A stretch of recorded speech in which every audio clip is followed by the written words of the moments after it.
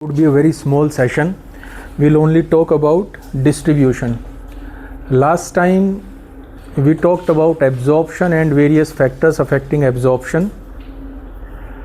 I told you absorption is basically movement of drug from the site of administration to blood circulation. But as we are discussing since many sessions that blood is not the site of action of any drug. The site of action of drug is different. So from blood, these drugs, they need to be distributed further in various body parts, and that is distribution. एक चीज, if I take suppose 1 milligram of some drug and I dissolve it in a drum of water, तो 1 milligram means 1000 microgram.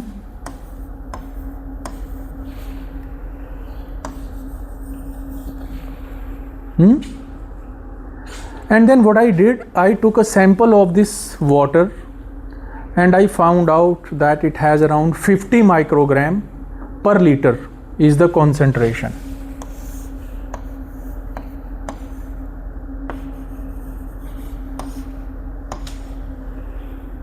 So what I can do, I can see 50 to the 100. I can calculate that this drum has 20 liter water. I dissolved 1000 microgram in this drum, and when I took the sample, that contained 50 microgram per liter concentration. So this means I can calculate this drum had 20 liter of water. लेकिन मैंने क्या किया, I gave 500 microgram digoxin to a person.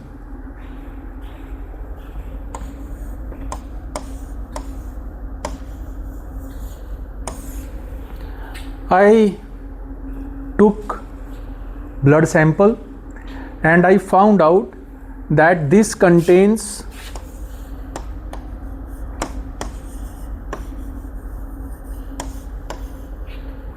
0.78 microgram per liter.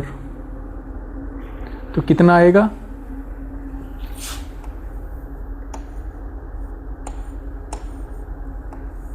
641 liter.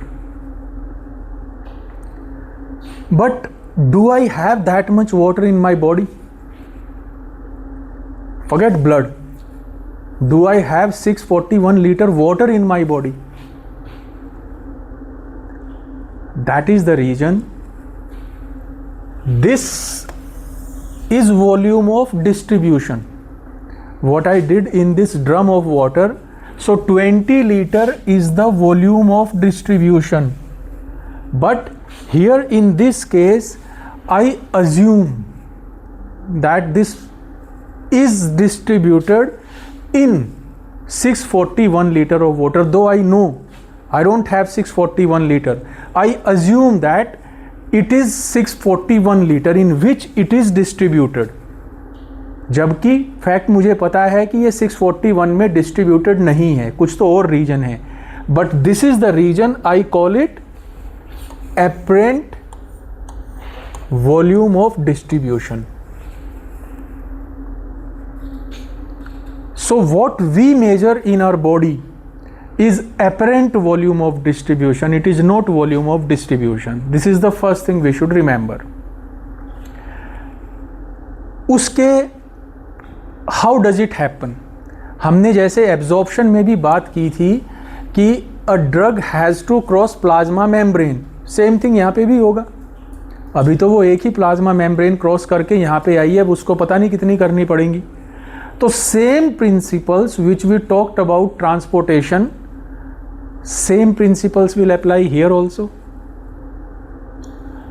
If the drug is more lipid soluble, it would be distributed more.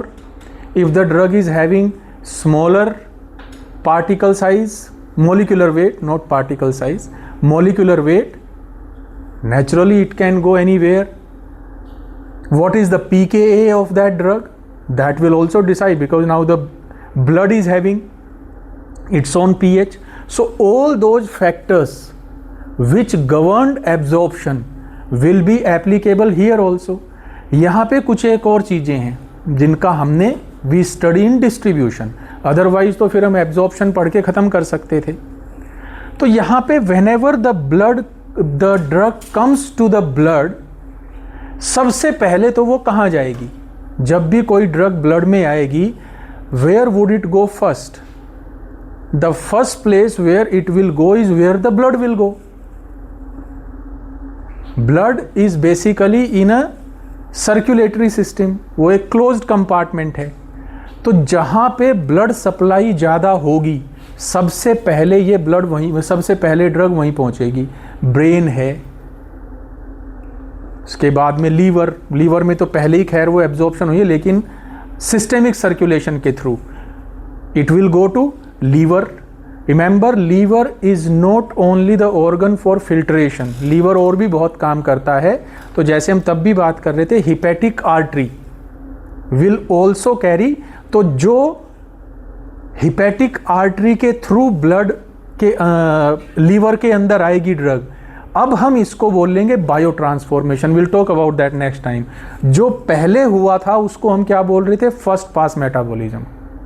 When the drug had not reached the systemic circulation, उसके पहले ही portal circulation के through liver में आ गई थी और metabolise हो गई थी, उसको हम बोल रहे थे फर्स्ट पास. अभी जो हिपैटिक आर्टरी के थ्रू आएगी वो प्रॉपर बायो ट्रांसफॉर्मेशन होगा. Will talk about that next time. तो कहने का मतलब वो है कि अभी सबसे पहले वो जाएगी ड्रग वहाँ पे जहाँ पे ब्लड सप्लाई सबसे बढ़िया है.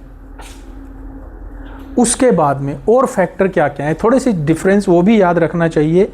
जैसे last time we were saying कि नॉर्मली जो गैप होता है paracellular, that I said was is around 4 angstrom, लेकिन कैपिलरीज के बीच में गैप इज अराउंड 40 एंगस्ट्रॉम. तो जब ब्लड से बाहर जाने की बात आती है तो even larger molecules they can actually practically capillaries they do not provide any barrier. Capillary में से सब कुछ बाहर आ सकता है. तो ये इतना क्लोज कंपार्टमेंट नहीं है वेस्कुलर सिस्टम. इस चीज़ को हमने ध्यान में रखना है कि यहाँ पे ब्लड के अंदर रिटेन करने के लिए कुछ और ही फैक्टर होंगे. This factor is not very important कि capillary will not allow it to go out. Capillary काफ़ी बड़े बड़े, जैसे मैंने बताया कि काफ़ी गैप होता है, तो बहुत बड़े बड़े मॉलिक्यूल्स भी उसको क्रॉस कर सकते हैं. लेकिन फिर भी बहुत सारी ड्रग्स हैं जो ब्लड से बाहर नहीं जाती हैं. तो एक तो हमने ये समझना है कि इसकी जब हम एवीडी बात करते हैं तो ये एपरेंट ही है, तो हम इसको क्यों जानना चाहते हैं? Why do we want to know about apparent volume of distribution? Number 1, उसके पीछे रीजन्स हैं, और दूसरे ये कम ज़्यादा क्यों होता है? These are the questions. अगर आप क्वेश्चंस बनाना चाहेंगे, ऑब्जेक्टिव्स बनाना चाहेंगे, तो why do we really want to study about AVD and why does this differ? किसी ड्रग का कितना है, किसी ड्रग का कितना है, तो ये ऐसे कम ज़्यादा होता क्यों है? तो एक तो हम सिंपल अगर पहले बात करें कि वो अपने आप अगर उस ड्रग ने जाना है तो वो कहाँ जा सकती है, तो जैसे मैंने बताया कि कैपिलरी तो बहुत बड़ा फैक्टर नहीं है, उसमें से तो वो निकल के जा सकती है बहुत बड़ी बड़ी ड्रग भी. लेकिन there are certain areas in my body which are specifically protected. उसमें drugs they go very rarely, और उसमें सबसे पहले जो हम पढ़ते हैं that is blood brain barrier. Blood brain barrier, तो उसकी वजह से ब्रेन के अंदर सारी ड्रग्स नहीं जाएंगी, बहुत सेलेक्टिव. तो why we are talking about this, इसका मतलब ये है कि जैसे एक ड्रम था, हमारी बॉडी ऐसा नहीं है. हमारी बॉडी के अंदर देर आर कंपार्टमेंट्स, और वो कंपार्टमेंट्स भी they allow selective entry. Blood में तो एक बार चला ही गई ड्रग, लेकिन उसके आगे जरूरी नहीं है कि वो पूरी बॉडी में जाएगी. तो blood brain barrier is very important. कुछ एक एरिया हैं हमारे ब्रेन के which are not covered by blood brain barrier, जैसे हम बोलते हैं pituitary gland, pineal gland, median eminence, choroidal plexus, ये वाले एरिया हैं। एरिया पोस्ट्रीमा, वो आप वॉमिटिंग में स्पेशली पढ़ते हैं, तो एरिया पोस्ट्रीमा ये वो वाले पार्ट हैं जो which are not covered by blood brain barrier. Otherwise blood brain barrier basically क्या है कि वहाँ पे जो कैपिलरीज हैं दे आर वेरी टाइट, और उनके कैपिलरीज के चारों तरफ भी आपको जैसे एस्ट्रोसाइट्स हैं, उनके जो फूट प्रोसेसेस होते हैं दे सराउंड द कैपिलरीज। तो not only the paracellular area in the capillaries is not there, उसके बाहर भी लेकिन और प्रोटेक्टिव लेयर है जिससे ब्लड से कोई भी, body will consider it as xenobiotic, कोई भी जीनोबायोटिक ब्रेन के अंदर एंटर ना कर सके।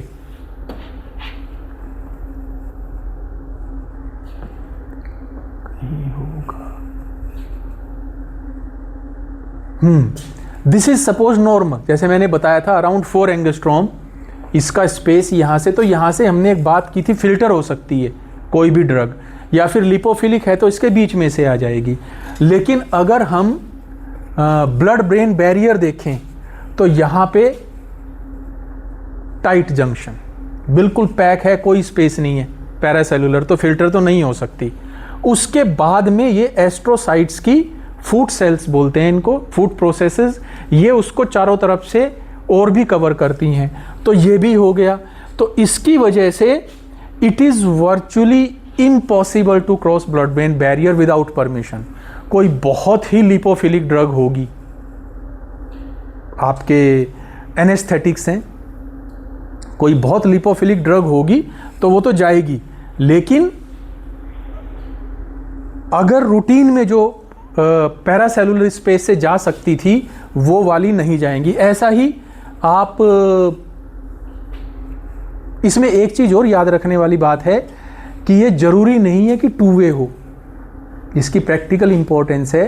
फ्रॉम CSF साइड दिस में नॉट बी देयर, तो इसीलिए अगर मैं CSF में कोई ब्लड दे देता हूँ, कोई ड्रग दे देता हूँ, तो फिर वो ब्रेन में एब्जॉर्ब हो जाएगी। This is the practical importance कि सपोज मैंने कोई एंटी माइक्रोबियल देनी है मेनिंजाइटिस में या किसी कंडीशन के लिए, तो अगर मैं ब्लड में दे रहा हूँ, IV दे रहा हूँ, तो वो ब्रेन में नहीं जा रही है। लेकिन अगर मैं उसको CSF में देता हूँ तो फिर वो ब्लड में चली जाएगी। तो ये कोरोइडल प्लेक्सस की साइड से इट इज़ नॉट देयर, तो इस चीज़ को भी याद में रखना है। उसके अलावा प्लेसेंटल बैरियर, अगर आप प्लेसेंटल बैरियर देखेंगे ये बहुत सेलेक्टिव है। Placental barrier is a very very developed, highly developed barrier. इसमें ऐसा नहीं है ब्लड ब्रेन बैरियर की तरह कि ये सबको मना कर देगा। यहाँ पे because many of the nutrients and other chemicals, other parts of our body, of mother's body, they are required by foetus also, तो उसकी एंट्री बहुत फ्रीली होगी। लेकिन बहुत सारी चीज़ें ऐसी होंगी जिनकी एंट्री नहीं होगी। तो ये वाला यू कैन नॉट प्रेडिक्ट,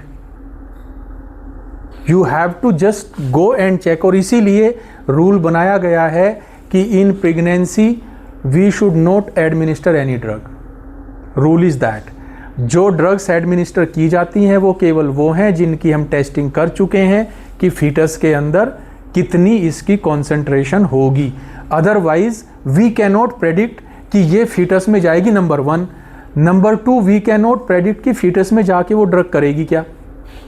अगर फर्स्ट ट्राइमेस्टर है तो दूसरी प्रॉब्लम्स होंगी, प्रॉब्लम विद जीन्स, और अगर थर्ड ट्राइमेस्टर है तो ऑर्गेनोजेनेसिस पे प्रॉब्लम होगी और डिलीवरी के टाइम पे प्रॉब्लम होगी।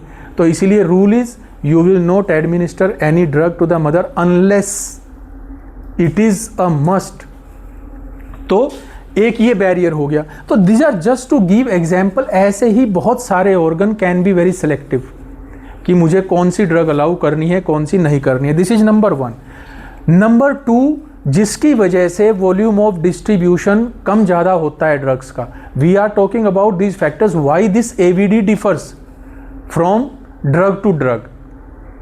दूसरी एक इंपॉर्टेंट चीज है वो है कि binding of drugs to various parts of our body, and that is very important. जैसे हम बात कर रहे थे कि ड्रग ब्लड में जाती है, तो ब्लड के अंदर there are proteins to which this drug can bind. There is albumin, alpha 1 acid glycoprotein, तो उनके साथ में दिस ड्रग विल बाइंड.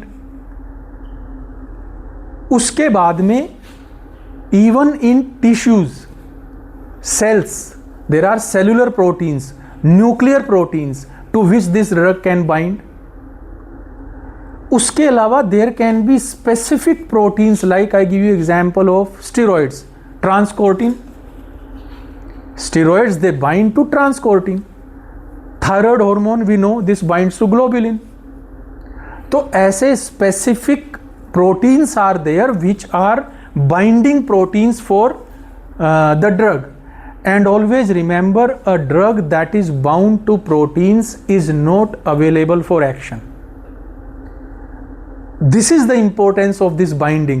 वो चाहे कितनी भी blood आपकी body में है, it is of no use for you if it is bound to proteins. तो इसीलिए we must know how much of the drug is bound, is available in the bound form. इसके अपने फायदे नुकसान हैं, there are profits and of this also, क्योंकि उससे क्या होगा, उससे हाफ लाइफ बढ़ेगी ड्रग की. क्योंकि अगर वो प्रोटीन बाउंड है तो it is not available for bio transformation and excretion also, तो it will remain in the body. तो उससे क्या होगा, ड्यूरेशन ऑफ एक्शन उसका बढ़ेगा. तो वो अलग बात है. सबसे पहले हमने ये देखना है कि इससे क्या, कैसे वॉल्यूम ऑफ डिस्ट्रीब्यूशन पे फर्क पड़ता है. तो इसको एक सिंपल चीज याद रखनी है ड्रग्स के लिए.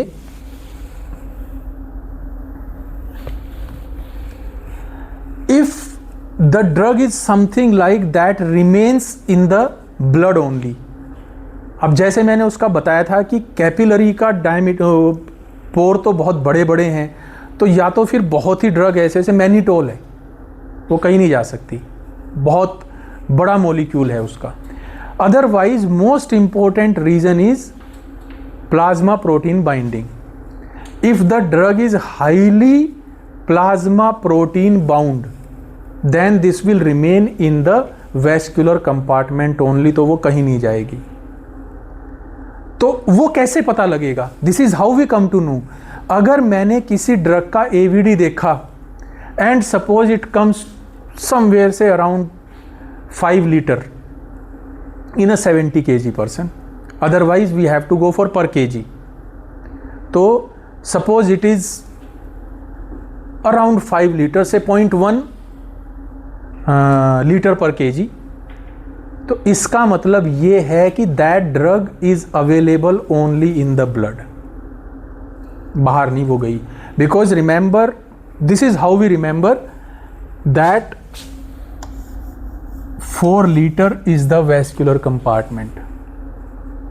तो if you have a drug whose volume of distribution AVD is around 4, 4, 5, 6, 7, 8, it's not exactly 4 liter.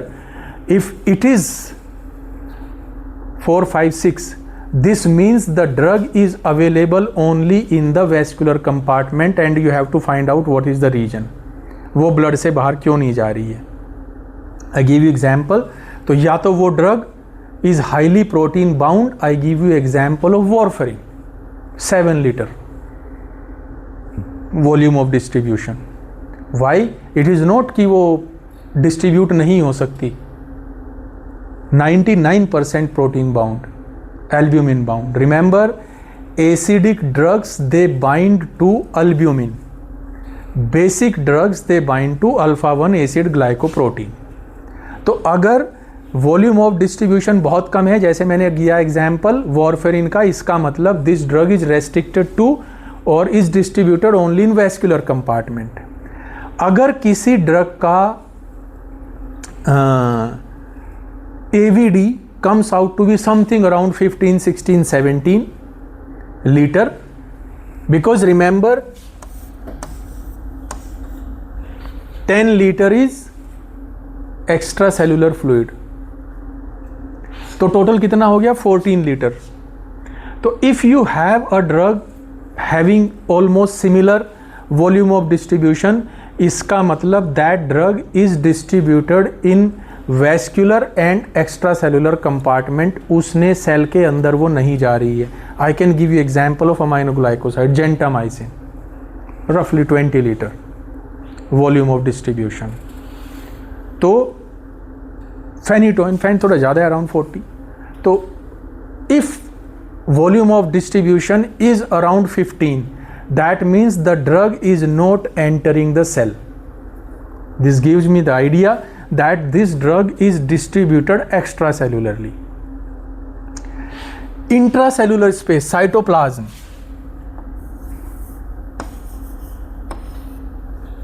This is how I remember. 10 plus 4, 14, 14 to the 28. 28 liter is intracellular compartment. So total becomes 42 liter in 70 kg person.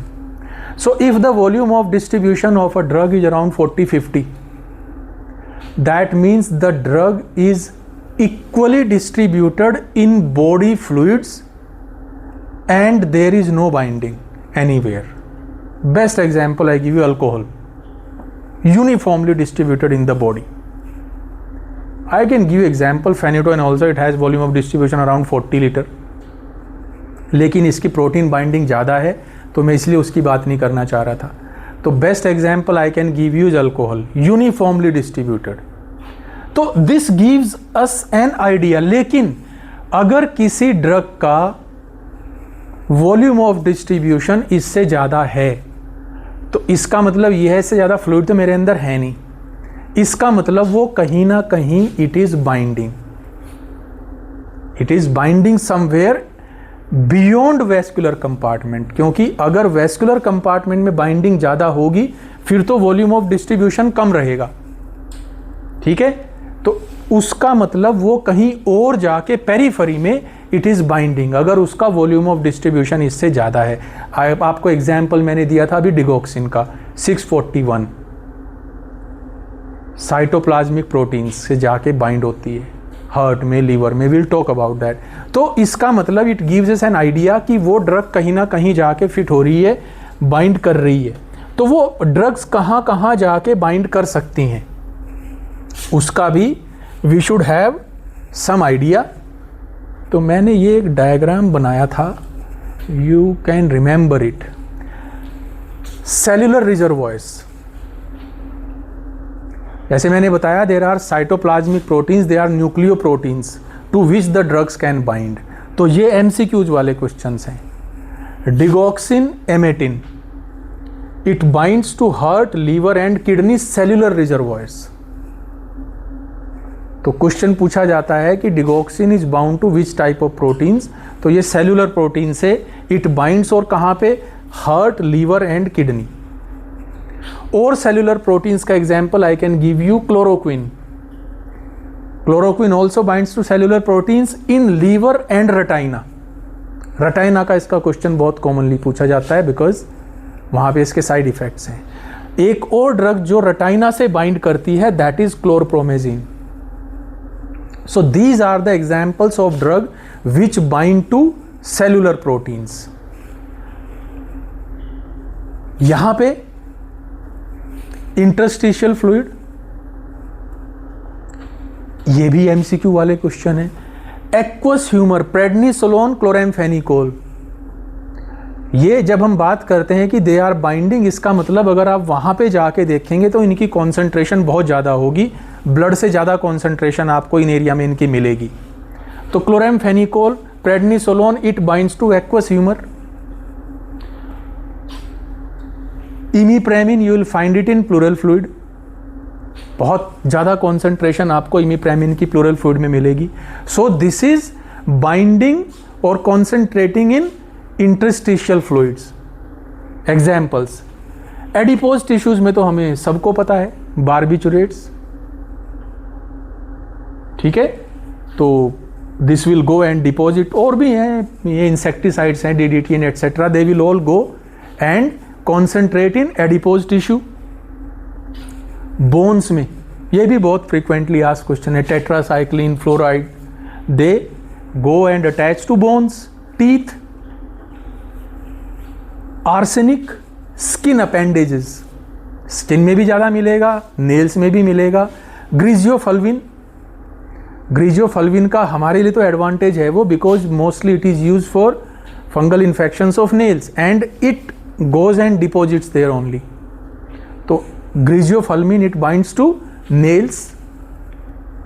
और plasma protein की तो हम बात कर ही रहे थे, albumin and alpha 1 acid glycoprotein. तो ये वाले आपको याद रखने हैं examples where the drug binds. उसके बाद में जो हम प्लाज्मा प्रोटीन बाइंडिंग की बात कर रहे हैं, इसके बारे में बहुत ज़्यादा बातें होती हैं। तो जैसे मैंने बताया, acidic drugs they bind to albumin, basic drugs they bind to alpha 1 acid glycoprotein. Last time if you remember, मैं बहुत स्ट्रेस कर रहा था कि you should remember which drugs are acidic and which drugs are basic. तो if you remember, I give examples of drugs like warfarin, aspirin, tolbutamide, phenytoin, sulphonamide, sulphonylureas, furosemide. कुछ एक मैंने कहा था, चाहे आप निमोनिक बनाएं या कुछ भी बनाएं, तो because those drugs will bind to albumin.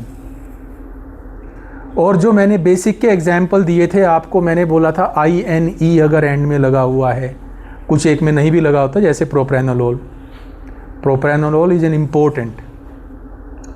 तो अदरवाइज एग्जाम्पल हमने दिए थे क्विनिडीन, मॉर्फिन, इमीप्रेमिन, एमिट्रिप्टिलिन, एट्रोपिन, वो सारे, लिग्नोकेइन, वो सारे बेसिक ड्रग्स थे।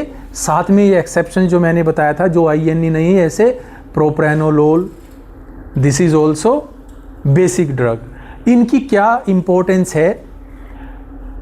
Basic drug basically it is a stress reactive, दोनों में डिफरेंस है। अल्ब्यूमिन की कॉन्सेंट्रेशन हमारी बॉडी में फिक्स रहती है, अल्फा 1 एसिड ग्लाइकोप्रोटीन का ऐसा नहीं है, they are known as stress reactive proteins.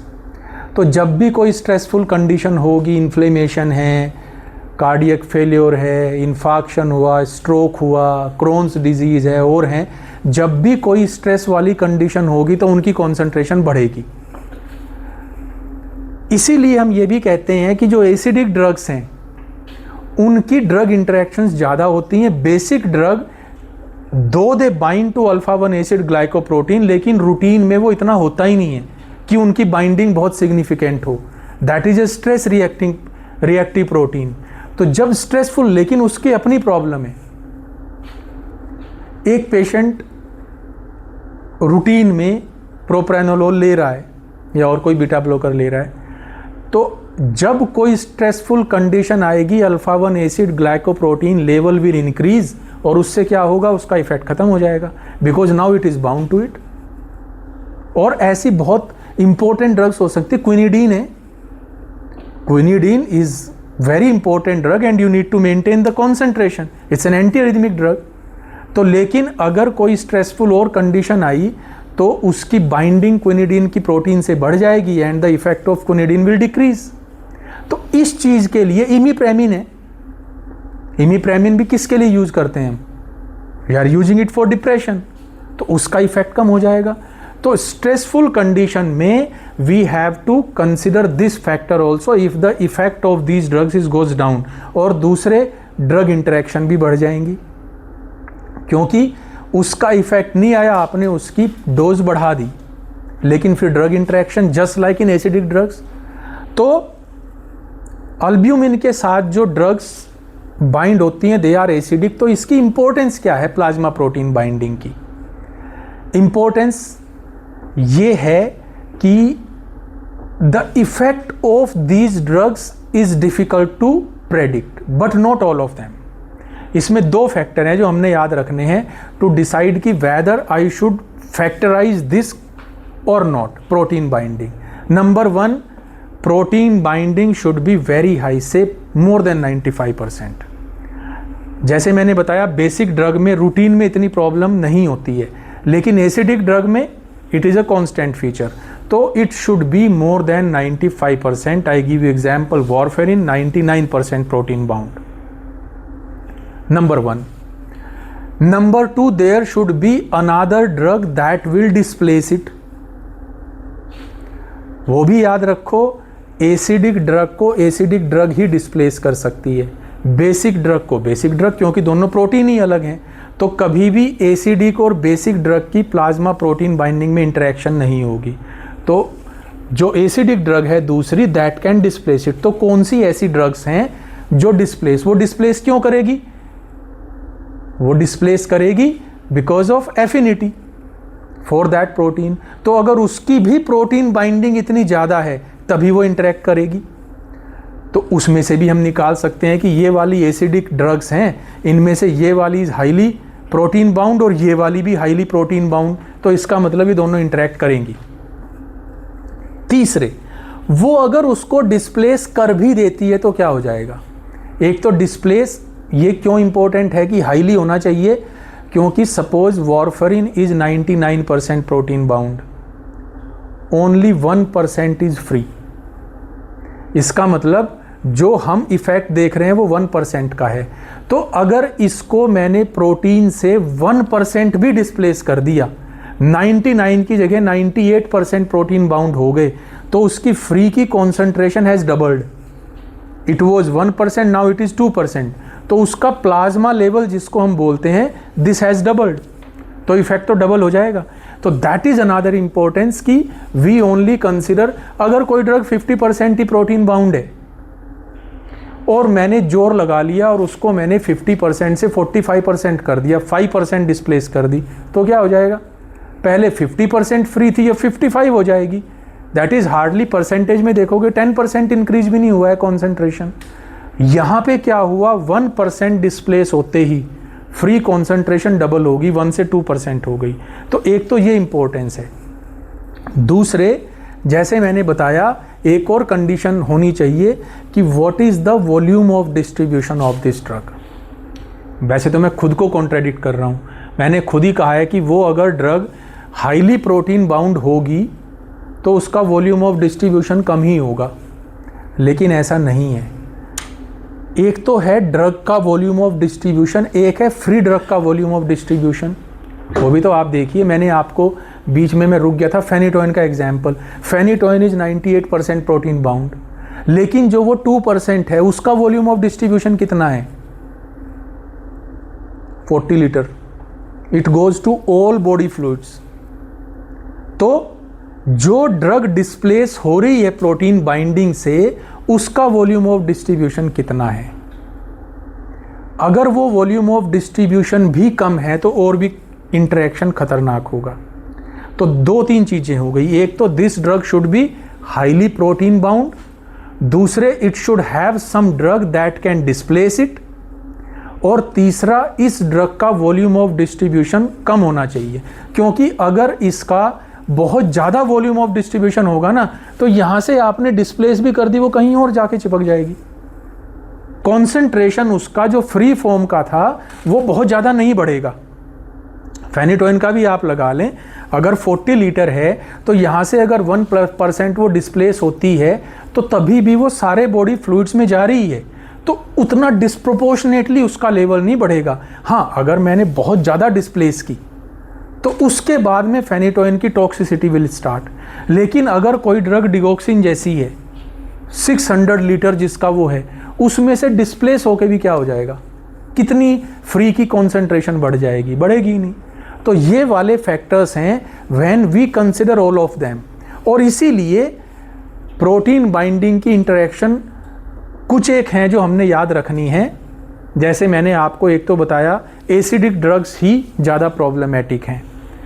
तो आपका aspirin, tolbutamide, phenytoin, they all displace warfarin. Warfarin is displaced from protein binding site. All these are acidic drugs. all these drugs, phenylbutazone, aspirin, phenytoin, they all displace warfarin, and warfarin is a narrow therapeutic index drug, 99% protein bound.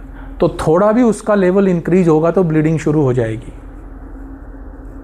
और दूसरा example जो हम देखते हैं कि all these drugs they displace phenytoin including warfarin, they will displace phenytoin. तो अगर वैसा हुआ तो फेनिटोइन की टॉक्सिसिटी शुरू होगी। तो हम जब याद रखते हैं तो इस तरह के ये 2-4 एग्जाम्पल हमने याद रखने हैं। और फिर एक क्वेश्चन जो हमेशा आता है कि which are the factors affecting distribution of drugs. मैंने आपको सारे बता दिए, अब आपने उनको इन्यूमरेट करना है। जैसे मैंने बताया आपको वो सारे फैक्टर्स जो एब्जॉर्प्शन में भी थे, physico-chemical characteristics of the drug, वो सारी की सारी यहाँ भी फैक्टराइज होंगी, क्योंकि प्लाज्मा मेम्ब्रेन तो क्रॉस करनी है ना। उसके अलावा मैंने आपको बताया blood circulation, perfusion of the organ कितना है। उसके अलावा मैंने आपको बताया protein binding, this will affect. तो ये सारी चीज़ों को आपने बस इकट्ठा करना है। So all these are factors which will affect volume of distribution of drugs. तो आज इतना ही करेंगे। Thank you very much.